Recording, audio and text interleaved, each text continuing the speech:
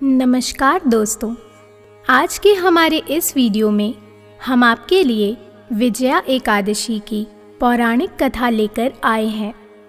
एक समय युधिष्ठिर ने पूछा, हे वासुदेव, फाल्गुन के कृष्ण पक्ष में किस नाम की एकादशी होती है और उसके व्रत करने की विधि क्या है? कृपा करके बताइए। भगवान श्री कृष्ण बोले, हे युधिष्ठिर, एक बार नारद जी ने ब्रह्मा जी से फाल्गुन के कृष्ण पक्ष की विजया एकादशी के व्रत से होने वाले पुण्य के बारे में पूछा था तथा ब्रह्मा जी ने इस व्रत के बारे में उन्हें जो कथा और विधि बताई थी उसे सुनो। ब्रह्मा जी ने कहा, नारद, यह व्रत बहुत ही प्राचीन, पवित्र और पापनाशक है। यह एकादशी राजाओं को विजय प्रदान कराती है, इसमें तनिक भी संदेह नहीं है। त्रेता युग में मर्यादा पुरुषोत्तम श्री रामचंद्र जी जब लंका पर चढ़ाई करने के लिए समुद्र के किनारे पहुँचे, तब उन्हें समुद्र को पार करने का कोई उपाय नहीं सूझ रहा था। उन्होंने लक्ष्मण जी से पूछा, हे सुमित्रानंदन, किस उपाय से इस समुद्र को पार किया जा सकता है? यह अत्यंत अगाध और भयंकर जल जंतुओं से भरा हुआ है। मुझे ऐसा कोई उपाय नहीं दिखाई देता जिससे इसको सुगमता से पार किया जा सके। लक्ष्मण जी बोले, हे प्रभु, आप ही आदि देव और पुराण पुरुष पुरुषोत्तम हैं। आपसे क्या छिपा है? यहाँ से आधे योजन की दूरी पर कुमारी द्वीप में बगदालभय नामक मुनि रहते हैं। आप उन प्राचीन मुनीश्वर के पास जाकर उन्हीं से इसका उपाय पूछिए। श्री रामचंद्र जी महामुनि बगदालभय के आश्रम पहुँचे और उन्होंने मुनि को प्रणाम किया। महर्षि ने प्रसन्न होकर श्री राम जी के आगमन का कारण पूछा। श्री रामचंद्र जी बोले, ब्राह्मण, मैं लंका पर चढ़ाई करने के उद्देश्य से अपनी सेना सहित यहाँ आया हूँ। जिस प्रकार समुद्र पार किया जा सके, कृपा करके वह उपाय बताइए। बगदालभय मुनि ने कहा, हे श्री राम जी, फाल्गुन के कृष्ण पक्ष में जो विजया नाम की एकादशी होती है, उसका व्रत करने से आपकी विजय होगी।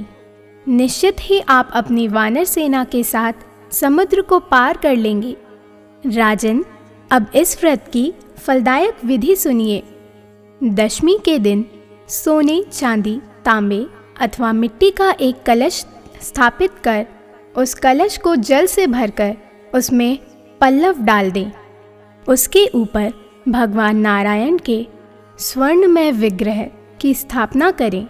फिर एकादशी के दिन प्रातःकाल स्नान करके कलश को पुनः स्थापित करें। माला, चंदन, सुपारी तथा नारियल आदि के द्वारा विशेष रूप से उसका पूजन करें। कलश के ऊपर सप्त धान्य और जौ रखें। गंध, धूप, दीप और भांति भांति के नैवेद्य से पूजन करें। कलश के सामने बैठकर उत्तम कथा, वार्ता आदि के द्वारा सारा दिन व्यतीत करें और रात में भी वहाँ जागरण करें।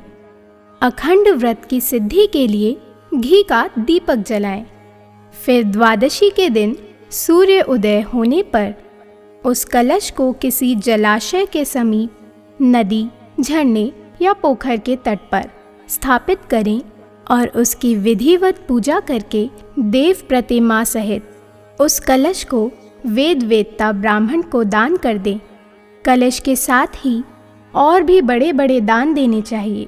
श्री राम, आप अपने सेनापतियों के साथ इसी विधि से प्रयत्न पूर्वक विजया एकादशी का व्रत कीजिए, इससे आपकी विजय होगी।